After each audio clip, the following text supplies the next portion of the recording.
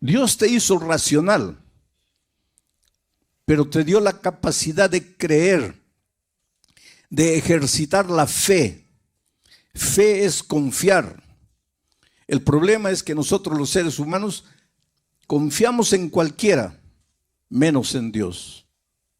Cuando se trata de creer, a los seres humanos les creemos, pero cuando se trata de creerle a Dios, ya no creemos. ¿Quieres un ejemplo? El otro día yo recibí en mi celular un mensaje y dice así: usted acaba de ganar un carro de $100,000. Necesitamos hacer los documentos para enviarle el carro. Por favor, deposite en esta cuenta $1,000 para la documentación. ¿Por qué se están riendo ustedes? Porque ya recibieron. ¿Y por qué existe ese tipo de mensajes? ¿Por qué? Porque hay gente que cree. Porque si nadie creyera, nadie se daría el trabajo de perder el tiempo mandando ese tipo de mensajes. Pero es que hay gente que cree. Ahora, si Dios le dice: hijo, entrégame tu corazón y tú vas a ver cómo yo voy a cuidarte, ¿será? ¿No será? ¿Cómo será? Pero al otro le mandó los $1,000 rapidito. Esta noche vamos a aprender cómo enfrentar los momentos de dificultad y cómo nuestra vida está llena de dificultades. El texto para esta noche, primer libro de los Reyes, capítulo 17, a partir del versículo 12.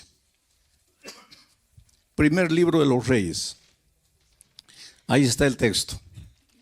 Voy a ir leyendo y comentando, pero primero voy a leer este versículo, después voy a contarles el contexto para después entrar de nuevo a este versículo e ir yendo versículo por versículo hasta el 22. Dice: y ella respondió. ¿Quién es ella? La viuda de Sarepta, una viuda que vivía en la tierra de Sarepta, en Fenicia. Y ella respondió. ¿A quién le respondió? Al profeta Elías. Vive Jehová tu Dios, que no tengo pan cocido, solamente un puñado de harina tengo en la tinaja y un poco de aceite en una vasija. Y ahora recogía 2 leños para entrar y prepararlo para mí y para mi hijo, para que lo comamos y nos dejemos morir. Ahora, ¿en qué circunstancias se escribió este versículo? Y eso es lo que les voy a contar como contexto, para que podamos juntos entender el texto que acabo de leer. El profeta Elías estaba vivo. Y el profeta Elías recibió un mensaje de advertencia para el rey. El rey de Israel en esos tiempos se había casado con una mujer llamada Jezabel. ¿Y sabes de dónde había nacido Jezabel? Justamente en Sarepta, en la tierra de Fenicia. Y ella llegó a Israel casada con el rey, trayendo sus costumbres paganas y sus dioses paganos. Y el rey se dejó contaminar por la cultura de la esposa y se olvidó del Dios Todopoderoso y empezó a adorar a los dioses paganos que la esposa trajo. Uno de esos dioses era Baal. Según la cultura de ellos, Baal era el dios de la lluvia, el dios de la tormenta. ¿Y cuál es el mensaje que Dios le entregó a Elías para llevar al rey Acab? Le dijo: mira, dentro de poco tiempo no va a llover más. No va a llover más hasta que tú reconozcas que has ofendido a Dios. Va a dejar de llover. Ahora, miren, atreverse a desafiar al dios Baal. porque el dios Baal era el dios de la lluvia. Y atreverse a decir que por voluntad de Dios va a parar de llover, eso era una afrenta terrible. Y la ira del rey se desató contra Elías, lo amenazó de muerte. La esposa Jezabel, cuando se enteró de la aberración, entre comillas, que había dicho Elías, también decidió enviar gente para perseguirlo y matarlo. Entonces Dios le dio una orden al profeta. Le dijo, vete al arroyo de Querit, allá una fuente de agua natural en las alturas. Y él corrió, mirando atrás para ver si ya lo alcanzaban los perseguidores. Y finalmente llegó al arroyo de Querit y se quedó allí. Ahí tenía agua, en el arroyo había agua. Dejó de llover en la tierra de Israel, pero ahí en el arroyo había agua.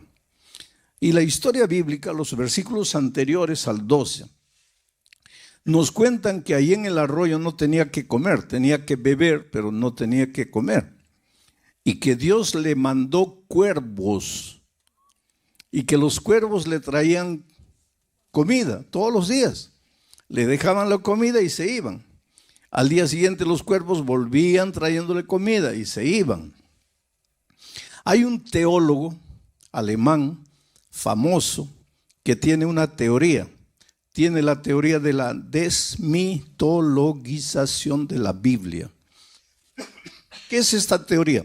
Él dice, mira, hay que sacarle a la Biblia, hay que sacar de la Biblia todo lo que parece mito. De ahí viene la palabra desmitologización. Hay que sacar de la Biblia todo lo que parece mito. ¿Y por qué este teólogo dice eso? Dice, porque con estas historias de que un cuervo vino trayéndole la comida al profeta, la gente simple va a creer, pero la gente sofisticada, culta, inteligente, racional, nunca va a creer en estas tonterías. Que Moisés levantó la vara y el mar se abrió y el pueblo pasó, y una vez que el pueblo pasó vino el enemigo, pero el mar se cerró y el enemigo murió. ¿Quién va a creer eso? Que un cuervo trajo comida. ¿Quién va a creer eso? Que Jesús con un poquito de pan y de pez alimentó una multitud de 15,000. ¿Quién va a creer eso? Que el pueblo de Israel estaba muriendo de hambre en el desierto y Dios le hizo llover una comida extraña llamada maná. Este teólogo, un teólogo es alguien que estudia la Biblia, mucho. Dice, hay que sacar todas estas historias que parecen historias para niños, esto que parece mito, hay que sacar para que la gente culta, racional, pueda creer en la Biblia. Pero te digo una cosa, si tú a la Biblia le sacas todo lo que parece mito, no te queda nada. Porque la Biblia es un libro de milagros. Porque Dios es un Dios de milagros. Dios te hizo racional, pero te dio la capacidad de creer, de ejercitar la fe. Fe es confiar. El problema es que nosotros los seres humanos confiamos en cualquiera, menos en Dios. Cuando se trata de creer a los seres humanos, les creemos. Pero cuando se trata de creerle a Dios, ya no creemos. ¿Quieres un ejemplo? El otro día yo recibí en mi celular un mensaje y dice así: usted acaba de ganar un carro de $100,000. Necesitamos hacer los documentos para enviarle el carro. Por favor, deposite en esta cuenta $1,000 para la documentación. ¿Por qué se están riendo ustedes? Porque ya recibieron. ¿Y por qué existe ese tipo de mensajes? ¿Por qué? Porque hay gente que cree. Porque si nadie creyera, nadie se daría el trabajo de perder el tiempo mandando ese tipo de mensajes. Pero es que hay gente que cree. Ahora, si Dios le dice, hijo, entrégame tu corazón y tú vas a ver cómo yo voy a cuidarte, ¿será? ¿No será? ¿Cómo será? Pero al otro le mandó los $1,000 rapidito. ¿Te das cuenta cómo somos los seres humanos? En una ocasión, yo estaba en una campaña evangelística así y el pastor me dice, pastor, converse con una señora porque ella ya estudió la Biblia y la estudió con 5 personas diferentes, 5 cursos bíblicos diferentes, pero no se quiere bautizar. Y dígale, explíquele la razón bíblica del bautismo. Y entonces ella vino a hablar conmigo y llegó quejándose, lamentándose. Me dice, pastor, yo tengo que ser agradecida a Dios. Dios me ha cuidado siempre. La única tragedia en mi vida en realidad es la tragedia que arruinó toda mi vida. Y mi tragedia fue casarme, y voy a usar las palabras de ella, con un mujeriego, borracho, ebrio, golpeador de mujeres. Esa fue mi tragedia.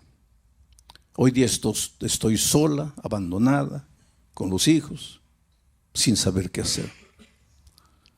Yo le hice una pregunta, ¿por qué dices que tu esposo era un mujeriego? Porque, pastor, me engañaba con todas las mujeres que veía en la calle, con mis vecinas, con mis mejores amigas.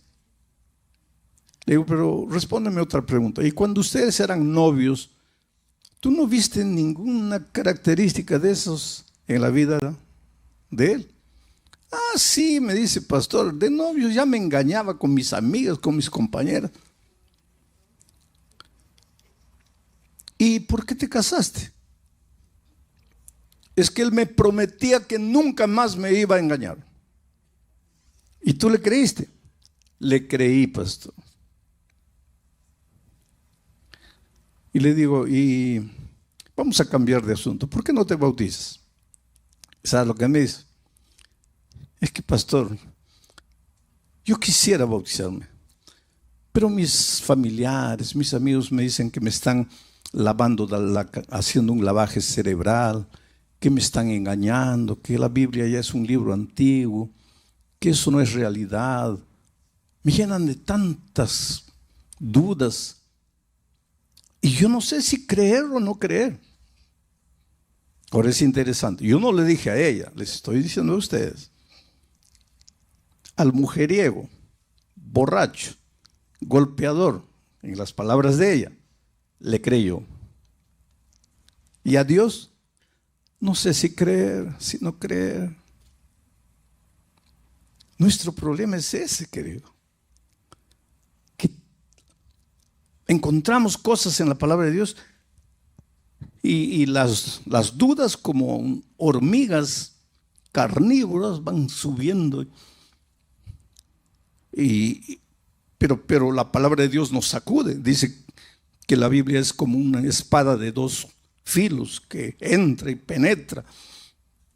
Y a veces de noche nos atormenta porque sabemos que está escrito, tenemos la Biblia abierta, leemos una vez, está correcto. Pero tengo miedo. Bueno, la viuda nos va a enseñar una gran lección esta noche. Elías se fue allá, fue alimentado por cuervos. Y aunque te parezca que esa es una historia para niños, no lo es. Es la realidad más hermosa de la Biblia. Cuando la razón no te alcanza, cuando las fuerzas no te solucionan el problema, cuando el dominio propio, cuando la lógica humana falla, por favor, no te desesperes. Dale a Dios la oportunidad de ser Dios en tu vida, de hacer las maravillas que la ciencia no puede explicar, que ningún ser humano puede explicar. Porque milagros, ya dije, en los milagros Dios rompe las leyes de la naturaleza. Por eso el milagro no puede ser entendido por la lógica humana, porque va contra todo lo que es lógica. Pero si esta noche yo me pusiese a contarles a ustedes los milagros que Dios ha hecho en mi vida, pasaríamos aquí la noche toda y no terminaríamos. Yo trabajé 3 años en la selva. Fui misionero entre los indígenas de la Amazonía de mi país. 3 años. Dormí con ellos, dormí en el suelo, dormí en el árbol, caminé por la floresta. Muchas veces tenía que beber, otras veces no tenía que beber ni comer. Yo me acuerdo que muchas veces caminaba muriendo de sed, no había agua. Encontraba un charco lleno de renacuajos, ahuyentaba los renacuajos y me tomaba esa agua. Otras veces no había ni charco, había solo un lamazal. Me sacaba la camisa, colocaba lama, apretaba y las gotas que caían me las bebía. Por eso yo siempre digo, yo viajo por todos los países del mundo. Yo digo, la bacteria que quiere entrar a mi estómago tiene que pensar 50 veces, porque corre el riesgo de morir dentro de mí. Dios me envió a la selva para enseñarme a depender de Él. Y yo les podría contar milagro tras milagro, las cosas maravillosas que Dios ha hecho en mi vida. Y si alguna duda quedaba en mi mente con relación a milagros, cuando fui a la selva desapareció todo. Cuando encuentro esto, para mí no me resulta difícil creer, porque yo he vivido en mi propia experiencia eso. Entonces ahora sí, en ese contexto, él fue alimentado en el arroyo de Querit, Elías, por los cuervos, pero el agua se acabó. Y entonces Dios le dijo a Elías, ahora vete a Sarepta, la tierra de Jezabel, la esposa de Acab. En Sarepta, en los límites con Fenicia, también sucedió ese incidente de Jesús. ¿Se acuerdan cuando una mujer Ciro-Fenicia vino y le dijo, Señor, ayúdame? ¿Te acuerdas que Jesús dijo, no es bueno dar el pan de los hijos a los perritos? ¿Te acuerdas? Eso sucedió en esa tierra. Ahí era Sarepta y allí vivía una viuda pobre que, de acuerdo al relato, no tenía nada. Un poco de aceite, un poco de harina, y ella fue al campo a recoger leña para preparar un pan, comer ella y su hijo. Y en las palabras de ella, prepararse para morir porque ya no había más nada que comer. Entonces Dios viene a Elías y le dice, vete a Sarepta. Ahí hay una mujer a quien ya le he ordenado que te sustente. Pero Dios le dice, Elías, ve allá porque allá hay una mujer a quien ya le he ordenado. Pero ¿cómo le había ordenado? Porque ahora, cuando Elías llega a Sarepta y ve a la mujer recogiendo leña para hacer su último pan, Elías le dice, mira, por favor, prepárame un pedazo de pan, tráeme un poco de agua que quiero beber. Entonces viene el texto y ahora vamos a entrar a analizar un poco el texto. Y ella respondió. ¿Quién le habló? El profeta. ¿En nombre de quién? De Dios. Y ella respondió. Benditas las personas que cuando Dios habla responden. Benditas las personas que cuando oyen la voz de Dios toman una decisión. Ella respondió. ¿Qué es lo que respondió? Vive Jehová tu Dios que no tengo pan cocido. Solamente un puñado de harina tengo en la tinaja, un poco de aceite en una vasija, y ahora recogía los leños para entrar y prepararlo para mi hijo, para que lo comamos y nos dejemos morir. Es decir, esta mujer había llegado al límite de sus fuerzas, de sus recursos. Lo único que le restaba, en la opinión de ella, era la muerte. Vamos a morir. Se acabó. Ya no hay salida. Este problema no tiene solución. Vamos a morir. Este es el último bocado. Se acabó. Ya no vale la pena luchar. ¿Para qué luchar? Vamos a morir. ¿Por qué una persona delante de las dificultades de la vida. Yo te pregunto esta noche, ¿cuál es el drama que tú estás viviendo?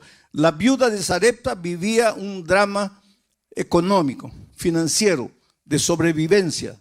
No había pan, la harina se había acabado, el aceite se estaba terminando, no llovía, la tierra no producía, no se podía comprar nada. Desde el punto de vista humano, para ella, la muerte era la única salida, la única solución. Estaré predicando en esta noche para alguien que en su vida financiera cree que ha llegado al punto en que ya no tiene salida. Estaré predicando esta noche para alguien que en su vida profesional ha llegado a una situación extrema en que piensa que abandonar todo y largar y olvidarse de todo es la única salida.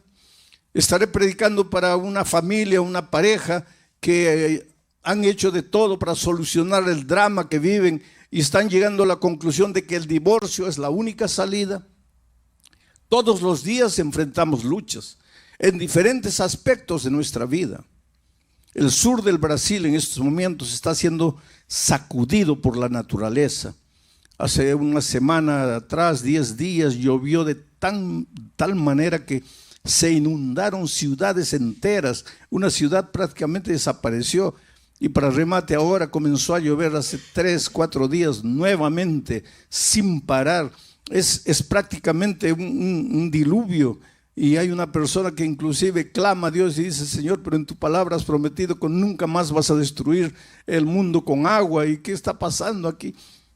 El país está viviendo una situación terrible allá en el sur del Brasil. Pero aquí en Ucrania hay gente que no sabe qué hacer, a dónde ir. La guerra está destruyendo y acabando con todo lo que tiene. Y si nos ponemos a hacer un mapa del mundo, veremos que por aquí hay una tragedia, por allá hay momentos en que pensamos que ya no hay salida, ya no hay solución. Ahora, ¿por qué esta mujer pensaba que no había salida? Porque mira la respuesta. Ella respondió, deja en el versículo anterior, en el versículo 2. Y ella respondió: ¿vive Jehová tu Dios? Ahí estaba el problema. Vive Jehová tu Dios. Esta mujer creía en Dios, pero no era su Dios, era el Dios de Elías. Y te digo una cosa, querido, mi Dios no te sirve a ti. Pero no es el mismo Dios, sí, es el mismo Dios. Pero para mí es el mío. Pero tú nunca te apoderaste de Dios. Tú nunca te tomaste de sus promesas. Tú nunca le abriste el corazón. Tú nunca le entregaste el trono de tu corazón. Es el Dios de la iglesia, es el Dios de los otros, pero no es tu Dios. Y cuando Dios es teoría, es concepto, pero no es una persona que forma parte de tu experiencia diaria, en los momentos de crisis, tú vas a llegar a la conclusión de que la única salida es la muerte, porque Dios no es tu Dios. Interesante que el Salmo 23 dice: Jehová es mi pastor. No dice Jehová es nuestro pastor. No dice Jehová es el pastor de otros. Es mi pastor. Tienes que llegar en tu vida a un momento en que te apoderes tú personalmente de las promesas de Dios. En que dejes de creer que los conceptos bíblicos son apenas teoría. En que llegues a tomar los conceptos y hacerlos parte de tu experiencia diaria. Y para eso tienes que sacar el pie de lo conocido y entrar a lo desconocido, aunque lo desconocido te provoque temor. Vamos al siguiente versículo. Elías le dijo: no tengas temor. ¿Te acuerdas la noche que yo prediqué sobre el temor, el miedo? Cuando los discípulos estaban en alta mar, el problema no era la tormenta. ¿Había tormenta? Sí. ¿Había oscuridad? Sí. ¿Habían olas gigantescas? Sí. Pero nada de eso era problema. El problema era el miedo. Y cuando Jesús llegó y dijo: no tengáis miedo, el miedo desapareció y Pedro fue capaz de andar por encima del mar. Ahora encontramos aquí a una viuda pobre en una situación extrema, pensando que la única salida es la muerte. ¿Por qué? Porque el Dios de Elías no era su Dios. Ella no tenía una experiencia personal con Dios. Y por eso su corazón estaba lleno de temor. Y por eso Elías, en el nombre de Dios, le dice: no tengas temor. Pero tú solo no vas a tener temor cuando el amor, que es Dios, el amor eche fuera el temor. Cuando Jesús entre a tu vida, cuando tú tengas un compromiso personal con Dios, cuando Dios deje de ser Dios y se torne tu Dios, y que tú vivas con Él una experiencia personal, inédita, inexplicable. El otro día, una persona que estaba conociendo el Evangelio y en cuya vida Dios estaba haciendo maravillas, me dijo triste: pastor, mi familia cree que me estoy volviendo loco, pero es que ellos no entienden lo que Dios ha hecho en mi vida. Ellos no entienden lo que Dios ha hecho en mi vida. Oh querido, esta es la más linda realidad. Dios va a hacer cosas en tu vida y no te atrevas a contarlo, porque los otros no van a entender. Y si tú no has entendido todavía, es porque Dios todavía no es tu Dios. Pero cuando Dios sea tu Dios, tú vas a ver las cosas maravillosas que Dios va a hacer por ti. Milagros. Y milagros no se comprenden, milagros se aceptan por fe. Elías le dijo: no tengas temor. Ve y haz como has dicho. Pero hazme a mí primero de ello, el aceite y la harina, una pequeña torta cocida debajo de la ceniza, y tráemela, y después harás para ti y para tu Dios. ¿Qué es lo que Elías estaba diciendo? No era para Elías en realidad. Lo que Dios estaba diciendo: mira, hijo, en lugar de pensar primero en tus necesidades, entrégame tu corazón, cree en mí, confía en mí. Y la mejor manera de demostrar tu confianza en mí es que me vas a colocar a mí en primer lugar. Prepara el pan y tráemelo a mí. Y después vas a preparar para ti y para tu hijo. Esto es colocar a Dios en primer lugar. Es interesante que Génesis 1:1, el primer versículo de la Biblia, dice así: en el principio Dios creó los cielos y la tierra. Pero leemos el verso y no pensamos, no reflexionamos. Pero mira lo que dice: en el principio Dios. Después que Dios fue colocado en el principio, viene el verbo crear. Dios creó la acción. Y el resultado, cielos y tierra. Todos nosotros queremos los cielos y la tierra, pero nadie coloca a Dios en el principio. Si Dios no está en el principio, no hay cielos ni tierra. El crear sin Dios en el principio no tiene sentido. Tienes que colocar primero a Dios.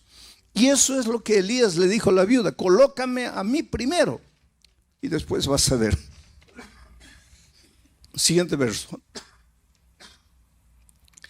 Porque Jehová, Dios de Israel, ha dicho así: la harina de la tinaja no escaseará, ni el aceite de la vasija disminuirá, hasta el día en que Jehová haga llover sobre la faz de la tierra. Jehová ha dicho así.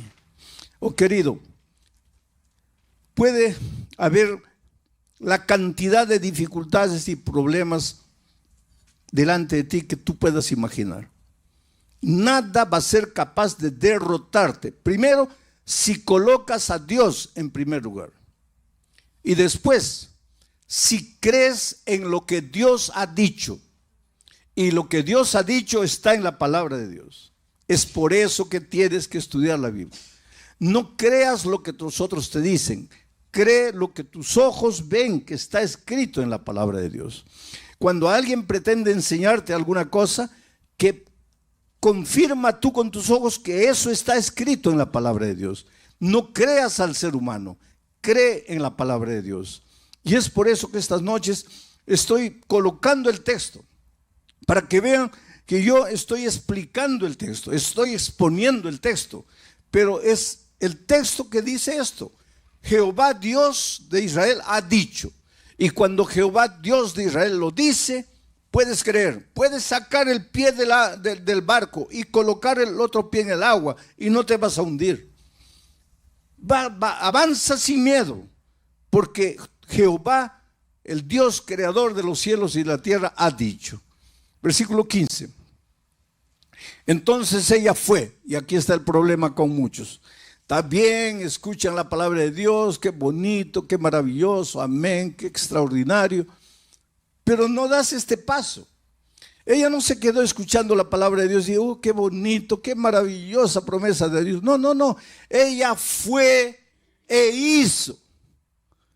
La palabra de Dios no te ayuda si tú no vas y la practicas, si tú no colocas en acción lo que la teoría dice. Ella fue e hizo como dijo Elías, y comió él, el profeta, y ella y su casa muchos días. Y la harina de la tinaja no escaseó, ni el aceite de la vasija menguó, conforme a la palabra que Jehová Dios había dicho por Elías. 2 veces se repite la palabra de Dios, el dicho de Dios, y la última parte dice, todo se cumplió conforme a la palabra que Jehová Dios había dicho. Todo se va a cumplir en tu vida, querido, conforme a lo que Dios ha dicho en su palabra. Pero para eso tienes que conocer lo que Dios dice en su palabra. Por eso la necesidad de hablar con Dios. En tu vida devocional hay 3 cosas interesantes, si tú quieres crecer en la experiencia cristiana. Primero, Dios tiene que hablar contigo. ¿Cómo? A través de la palabra. Tienes que estudiar la palabra. En segundo lugar, tú vas a hablarle a Dios. ¿Cómo? A través de la oración. Y en tercer lugar, tú y Dios ahora van a buscar otra persona y vas a hablarle del amor de Jesús a esa persona. Cuando haces esas 3 cosas, estudias la Biblia, oras hablando con Dios y buscas otra persona para traerla a Jesús, vas a crecer espiritualmente. La mayoría de los cristianos se limita a estudiar la Biblia y orar, pero no incluyen el tercer elemento de buscar a otra persona para Cristo. Resultado, permanecen enanos espirituales, no crecen, porque la única manera de crecer es a través del ejercicio. Tienes que salir y buscar a otra persona para Cristo. Pero pastor, nadie me va a escuchar. Lógicamente, querido. En este mundo no hay nadie que quiera cambiar de religión. Tú eres adventista. ¿Quieres cambiar de religión? No. Entonces, ¿por qué piensas que el musulmán sí quiere cambiar de religión? ¿O por qué piensas que el luterano quiere cambiar de religión? O el testigo de Jehová, o el católico. Si tú no quieres cambiar de religión, nadie quiere cambiar. Entonces, si tú vas a buscar a las personas, queriendo decirles, tú estás equivocado, mi religión es verdadera, esa no es la manera correcta de testificar del amor de Jesucristo. En el Brasil hay un dicho interesante: ¿quieres ser mi amigo? No me hables de política, no me hables de fútbol y no me hables de religión. ¿Quieres ser mi amigo? No me hables de política, que soy de derecha, de izquierda. No me hables de fútbol, que soy del Real Madrid, del Barcelona. Y no me hables de religión, que soy de esta o soy de aquella iglesia. Pero entonces, ¿cómo es que traemos a las personas a Cristo? Es la manera más simple. ¿Quién lleva a los jóvenes a las drogas? A ver, dígame, ¿quién los lleva a las drogas? Los amigos. Los muchachos se meten a las drogas llevados por los amigos. Y el joven que entra al mundo de las drogas Él sabe que la droga lo va a acabar, ¿sí o no? Claro que sabe. En este mundo de tanta información, ¿quién va a decir que entró a la droga y no sabía que la droga lo iba a destruir? Saben. ¿Y por qué entran? Por el amigo. ¿Y tú por qué no puedes traer a alguien para Jesús? Porque en lugar de llegar a las personas y hacerte amigo de las personas y conquistar el amor de las personas y amarlas, tú vas queriendo cambiarles la religión. Y nadie quiere cambiar de religión. La amistad. Miren, la viuda de Sarepta al comienzo, cuando llegó Elías, estaba toda triste, compungida, voy a morir, solo tengo un poco de aceite, no tengo nada, se acabó la vida. Se encontró con Elías, le dijo, ¿tu Dios? Elías dijo, no, mi Dios no te sirve a ti, tú tienes que apoderarte de la promesa divina. Y ella dijo, yo acepto, y con fe fue, y preparó el pan, y el aceite no disminuyó, y la harina no acabó. Ella hizo conforme al mandato de Dios, y la palabra de Dios se cumplió en su vida. Mi querido amigo, mi querida amiga, no sé en qué país estás, dónde estás. Tal vez en este momento estoy hablando contigo allá en la cámara. Estás en el lecho de un hospital, en la celda de una prisión, solo en tu casa, acostado en tu lecho. Tal vez estás desesperado sin saber qué hacer. Pero yo te digo una cosa, tú eres lo más precioso que Dios tiene en esta vida. Esto ya les he repetido esta semana. No es frase bonita de predicador. Esta es la más pura realidad. Cómo Dios te ama. En una ciudad llamada Cuiabá, allá en el Brasil, en la carretera hay una curva llamada la curva del diablo. Porque es una curva cerrada. Y si tú entras a mucha velocidad, te pasas y abajo está la boca del infierno. Y ahí nadie te saca. Tú echas una piedra y tienes que contar hasta 20, 30 para escuchar el sonido de la piedra llegando abajo. Un hombre que fue infiel a su esposa. La esposa le dijo, no quiero más vivir contigo. Los hijos le dijeron, nos vamos con mamá porque tú no fuiste un buen esposo, no fuiste un buen padre. Como consecuencia de esa situación familiar, los negocios se fueron a pique. Para que prosperes en cualquier área de la vida, tienes que tener paz en tu corazón. Si tú no tienes paz en tu corazón, vas a ser un mal empleado, un mal empresario, porque no tienes paz en el corazón. Ese hombre, ahora complicado en su vida familiar, se complicó en la vida financiera, se llenó de deudas. Y un día pensó, lo único que me resta es morir. Y agarró la camioneta y subió la carretera para bajar a toda velocidad y lanzarse al abismo con el carro. Mientras subía, prendió la radio. Cualquier radio. Y por esas cosas divinas, no hay coincidencia, hay propósitos divinos.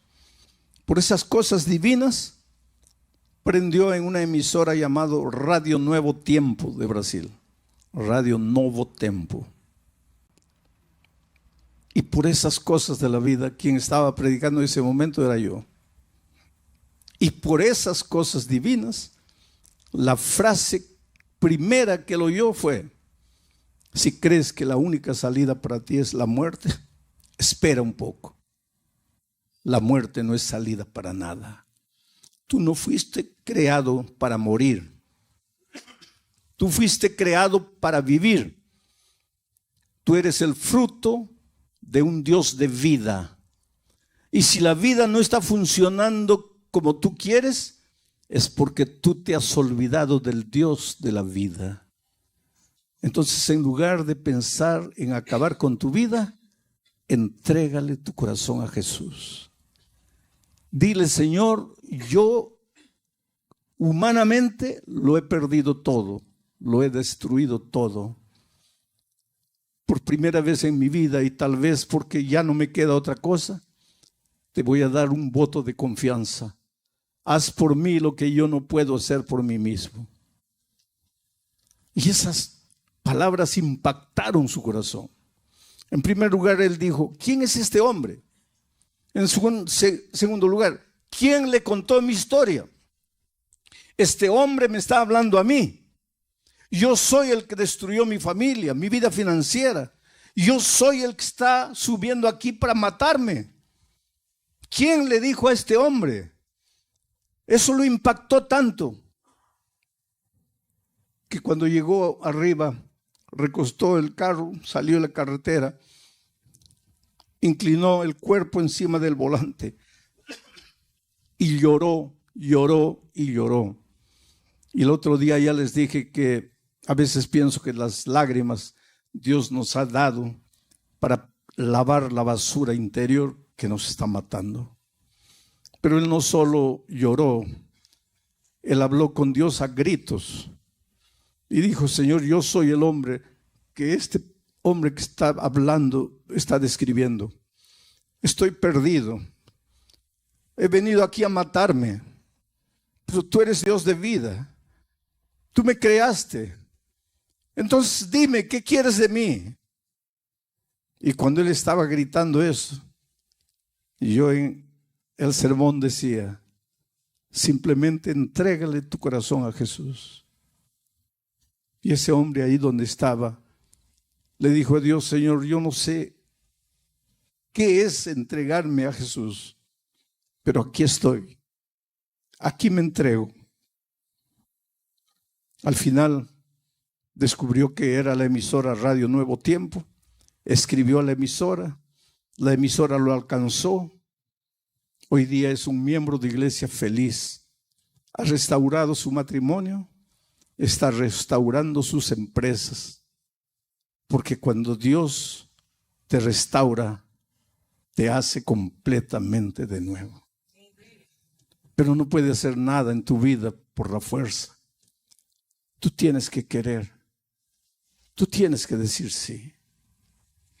Aunque tengas que decirle, Señor, yo no entiendo, por ejemplo, ¿por qué este pastor me pide que me levante y vaya adelante? No lo entiendes. No lo entiendes hoy.